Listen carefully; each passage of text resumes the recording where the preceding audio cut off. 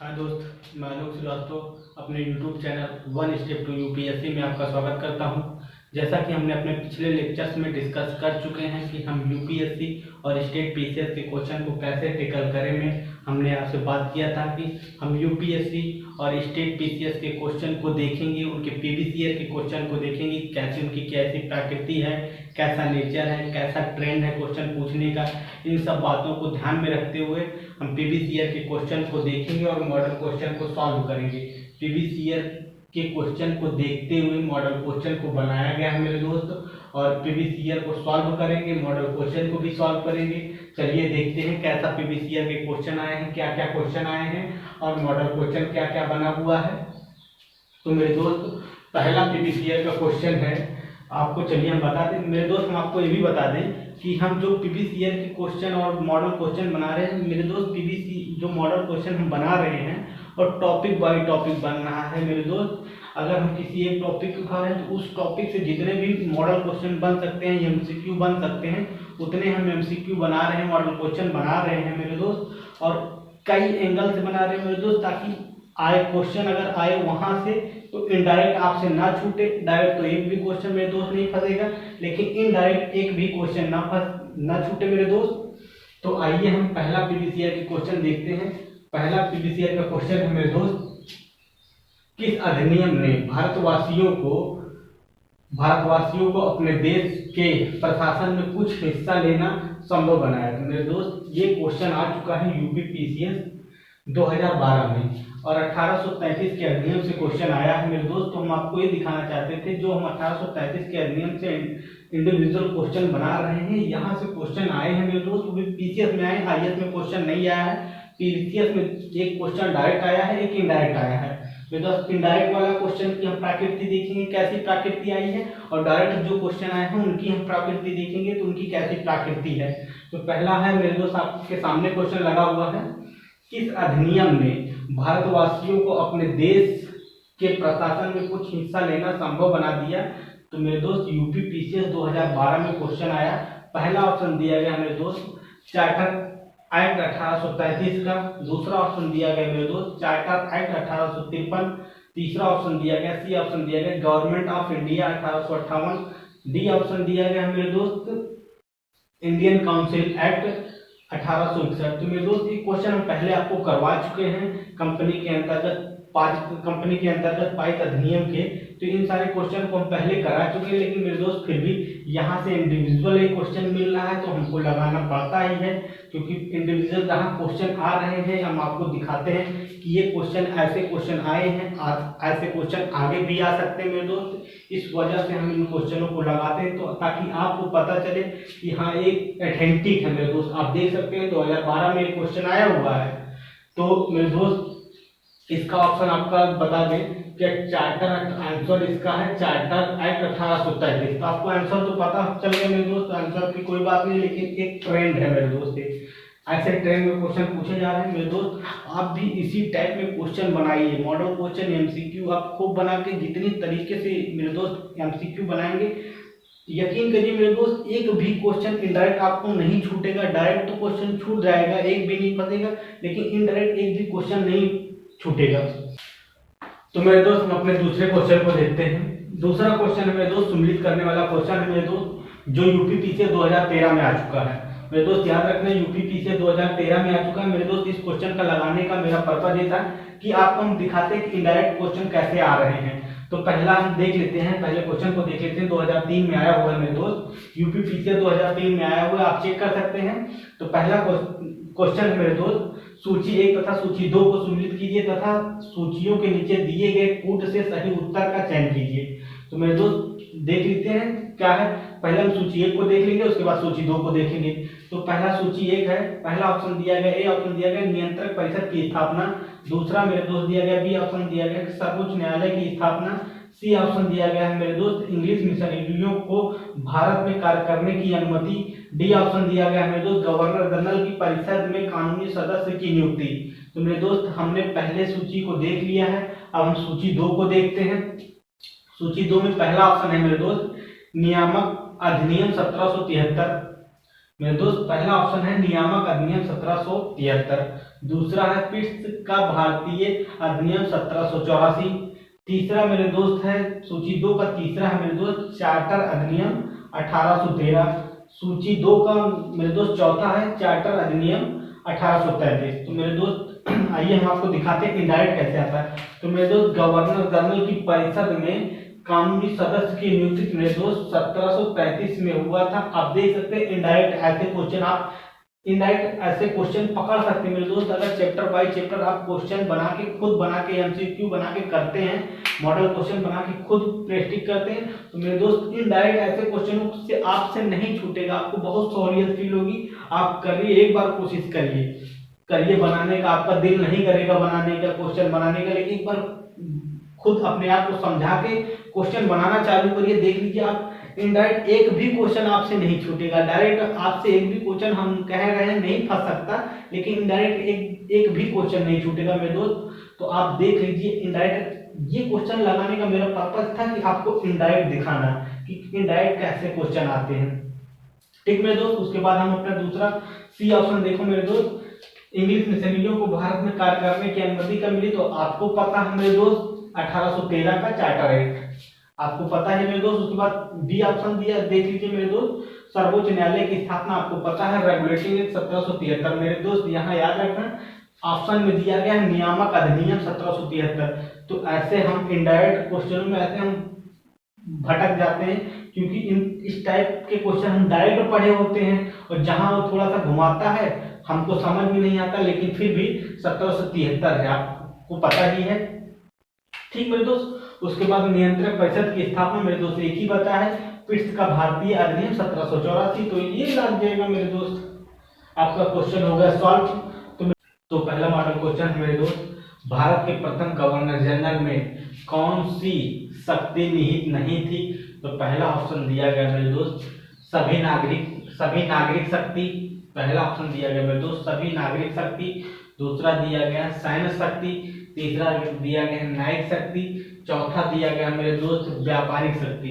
तो कौन सी शक्ति निहित नहीं थी मेरे दोस्त पूछ रहा है। तो पहला ऑप्शन दिया गया 1 और 2, 1 2 4, ए ऑप्शन में दिया गया 1 2 4, बी ऑप्शन में दिया गया मेरे दोस्त 1 2 3, सी ऑप्शन में दिया गया मेरे दोस्त 1 2 और डी ऑप्शन में दिया गया मेरे दोस्त उपर्युक्त सभी। तो मेरे दोस्त मैं आपको बता दें इसमें इसका सी ऑप्शन सही है मेरे दोस्त, सी ऑप्शन सही है। सभी नागरिक शक्ति, दूसरा है सैन्य शक्ति, ये दोनों शक्ति शामिल नहीं थी मेरे दोस्त, इनकी शक्तियां निहित नहीं थी, प्रथम गवर्नर जनरल के पास नहीं थी ये शक्तियां। उसके बाद मेरे दोस्त दूसरे क्वेश्चन को चलते हैं, देखते हैं। मद्रास और मुंबई के गवर्नर को विधायिका संबंधी शक्ति से वंचित कर दिया गया, उपरोक्त में से यह प्रावधान किस अधिनियम में किया गया था। तो मेरे दोस्त एक बार फिर से क्वेश्चन रिपीट कर दे, मद्रास और मुंबई के गवर्नर को विधायिका संबंधी शक्ति से वंचित कर दिया गया, उपरोक्त में से यह प्रावधान किस अधिनियम में किया गया था। तो पहला ऑप्शन है मेरे दोस्त 1833 का चार्टर अधिनियम, दूसरा ऑप्शन है 1861 का भारत परिषद अधिनियम, तीसरा है मेरे दोस्त 1919 का भारत शासन अधिनियम, चौथा मेरे दोस्त है 1853 का चार्टर अधिनियम। तो मेरे दोस्त आपको आंसर तो पता ही चल गया होगा, लेकिन हम फिर भी एक बार बता दें कि 1835 का चार्टर अधिनियम है। उसके बाद मेरे दोस्त अगले क्वेश्चन को देखते हैं, अपने अगले मॉडल क्वेश्चन को देखते हैं। तो अगला मॉडल क्वेश्चन है मेरे दोस्त, भारत के प्रथम गवर्नर जनरल निम्नलिखित में से कौन सा से सही है। तो पहला गवर्नर जनरल मेरे दोस्त पूछ रहा है कौन सा से सही है।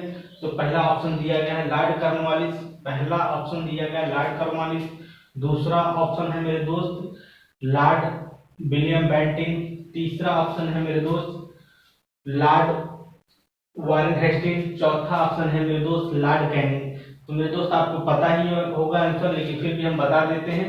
तो लॉर्ड विलियम बेंटिंग है मेरे दोस्त इसका आंसर। उसके बाद अपने हम चौथे मॉडल क्वेश्चन को देखते हैं मेरे दोस्त। चौथा मॉडल क्वेश्चन है, भारत में प्रथम गवर्नर जनरल किस अधिनियम में बनाने का प्रावधान किया गया था।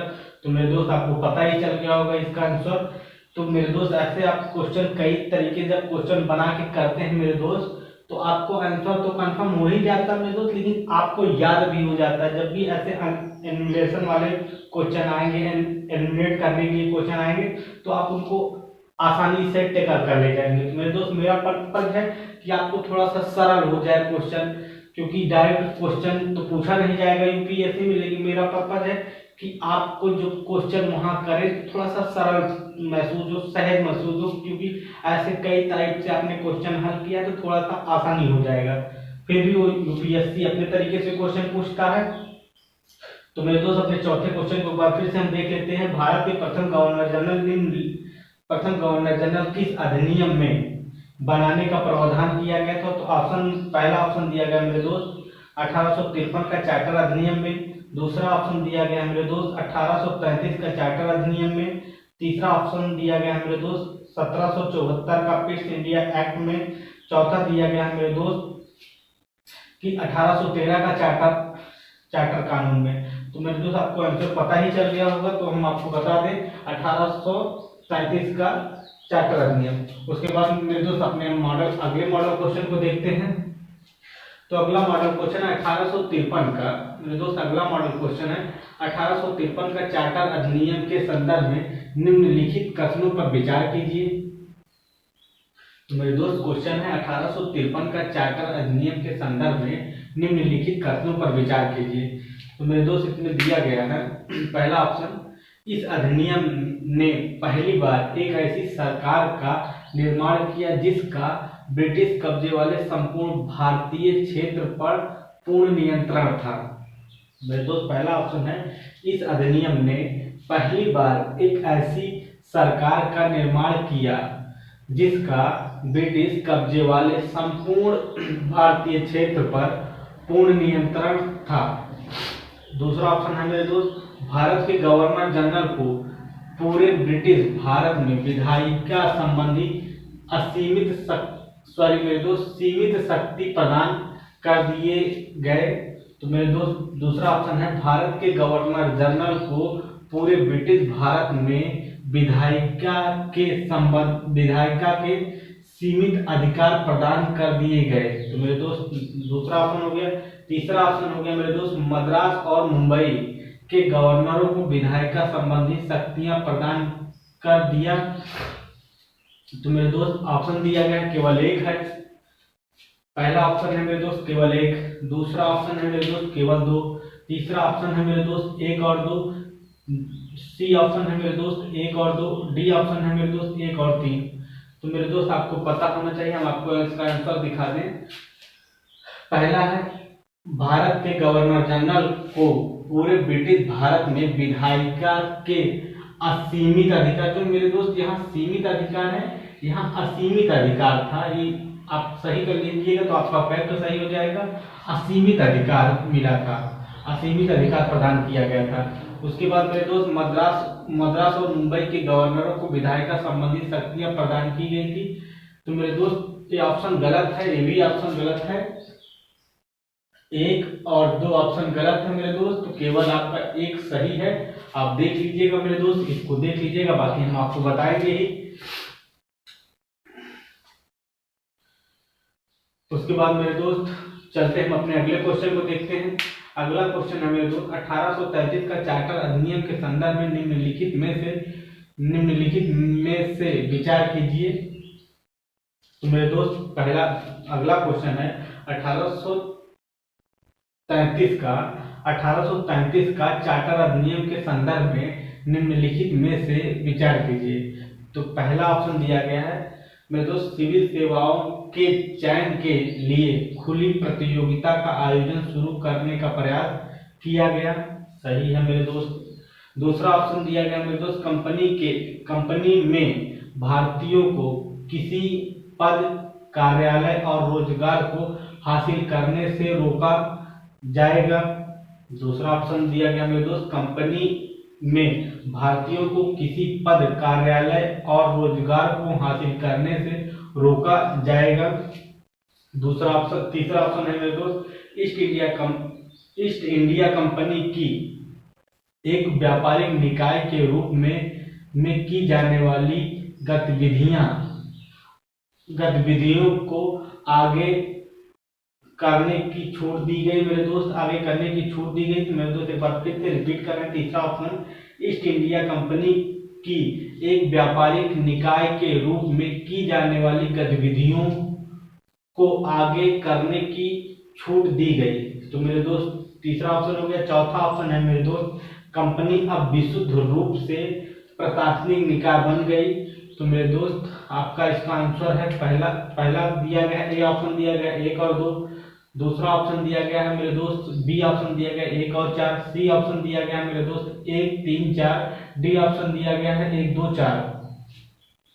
तो आप मेरे दोस्त जान सकते हैं, तो हम आपको बता दें।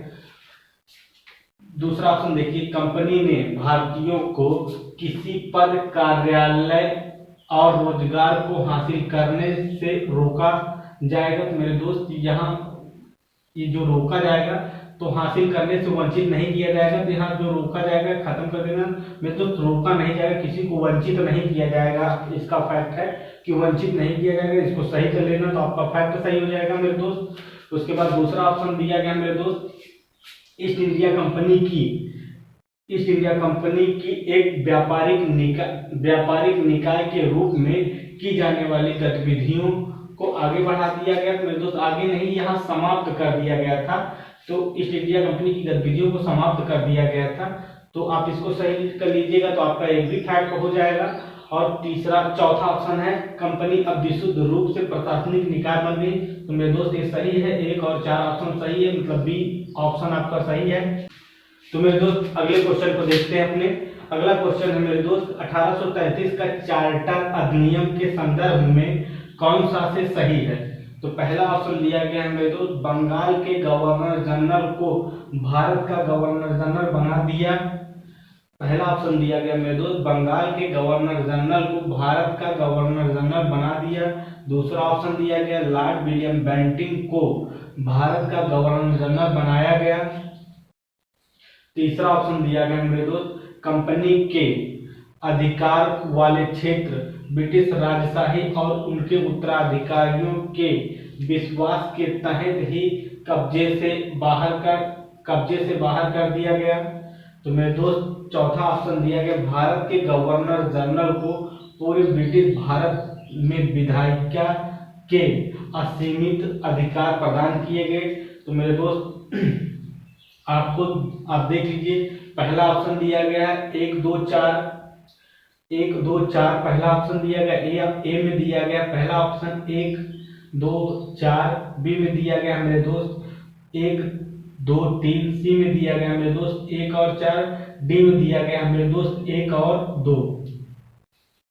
तो मेरे दोस्त 1 और 2 आप देख सकते हैं। पहला ऑप्शन तीसरा ऑप्शन देखिए मेरे दोस्त, कंपनी के अधिकार वाले क्षेत्र ब्रिटिश राजशाही और उनके उत्तराधिकारियों के विश्वास के तहत ही कब्जे से बाहर कर दिया गया। मेरे दोस्त जो कब्जे से बाहर वाली बात कह रही है, एक कब्जे में कर दिया गया, उनके अधिकार क्षेत्र में कर दिया गया। तो बाहर जो कर रहा है, बाहर ना करके उनके अधिकार क्षेत्र में कर दिया गया। तो मेरे दोस्त यहाँ गलत किया गया है। तो आपका मान लो तीसरा ऑप्शन गलत हो गया मेरे दोस्त। 1 2 4 ऑप्शन सही है मेरे दोस्त, आपका ए ऑप्शन सही है। हम मेरे दोस्त चलिए अगले क्वेश्चन को देखते हैं अपना। अगला क्वेश्चन है मेरे दोस्त कि कंपनी में भारतीयों को किसी पद, कार्यालय और रोजगार को हासिल करने से वंचित नहीं किया जाएगा। उपरोक्त में से यह प्रावधान किस अधिनियम में किया गया था। तो मेरे दोस्त एक बार क्वेश्चन को फिर रिपीट कर रहे हैं। कंपनी में भारतीयों को किसी पद, कार्यालय और रोजगार को हासिल करने से वंचित नहीं किया जाएगी। उपरोक्त में से यह प्रावधान किस अधिनियम में किया गया था। तो मेरे दोस्त ऑप्शन है, पहला ऑप्शन है कि 1833 का अधिनियम। दूसरा ऑप्शन है मेरे दोस्त 1858 का अधिनियम। तीसरा है मेरे दोस्त 1861 का भारत शासन अधिनियम। चौथा है मेरे दोस्त 1853 का अधिनियम। तो मेरे दोस्त आपको आंसर पता ही होगा, एक बार फिर से हम आपको बता दें आंसर, फिर भी आपको आंसर पता भी चल गया होगा। हम बता भी दे रहे हैं मेरे दोस्त कि 1858 का अधिनियम है। मेरे दोस्त चैप्टर वाइज क्वेश्चन बना रहे हैं, इसलिए आपको कंफर्म हो गया होगा। तो हाँ मेरे दोस्त, अपने अगले क्वेश्चन को हम देखते हैं। अगला क्वेश्चन है मेरे दोस्त, ईस्ट इंडिया कंपनी एक व्यापारिक निकाय के रूप में की जाने वाली गतिविधियों को समाप्त कर दिया गया, निम्नलिखित में से यह प्रावधान किस अधिनियम में किया गया था? तो मेरे दोस्त एक बार क्वेश्चन को हम रिपीट कर रहे हैं। ईस्ट इंडिया कंपनी एक व्यापारिक निकाय के रूप में की जाने वाली गतिविधियों को समाप्त कर दिया गया, निम्नलिखित में से यह प्रावधान किस अधिनियम में किया गया था? तो मेरे दोस्त पहला ऑप्शन है मेरे दोस्त 1833 का चार्टर अधिनियम। दूसरा मेरे दोस्त है 1858 का भारत सरकार अधिनियम। तीसरा मेरे दोस्त है 1853 का चार्टर अधिनियम। चौथा मेरे दोस्त है 1919 का भारत शासन अधिनियम। तो मेरे दोस्त इसका आंसर है पहला आंसर ठीक है 1833, आपको पता ही चल गया होगा मेरे दोस्त। उसके बाद मेरे दोस्त है अगला क्वेश्चन है, निम्नलिखित में से ब्रिटिश भारत में केंद्रीयकरण की दिशा में यह अधिनियम निर्णायक कदम था, उपरोक्त में से कौन सा से सही है? तो मेरे दोस्त एक बार क्वेश्चन को फिर से रिपीट कर रहे हैं। निम्नलिखित में से ब्रिटिश भारत में केंद्रीयकरण की दिशा में यह अधिनियम निर्णायक कदम था, उपरोक्त में से कौन सा से सही है? तो मेरे दोस्त पहला ऑप्शन है 1813 का चार्टर कानून। दूसरा है मेरे दोस्त 1861 का भारत शासन अधिनियम। तीसरा मेरे दोस्त 1833 का चार्टर अधिनियम। चौथा मेरे दोस्त 1858 का भारत शासन अधिनियम। तो मेरे दोस्त आपको पता ही है आंसर, इसका आंसर 1833 है। तो मेरे दोस्त इसका आंसर आपको मिल ही गया। तो थैंक यू मेरे दोस्त, शेयर भी करती रहिए मेरे दोस्त, सब्सक्राइब भी करिए और जितना हो सके मेरे दोस्त आगे बढ़ाइए, शेयर भी करिए, सब्सक्राइब भी करिए, लाइक भी करिए और धन्यवाद। और आगे भी बढ़ाइए। हम आशा करते हैं कि आप सब खुश होंगे, पढ़ भी रहे होंगे अच्छे से और आपकी तैयारी भी अच्छे से चल रही होगी। तो थैंक यू मेरे दोस्त।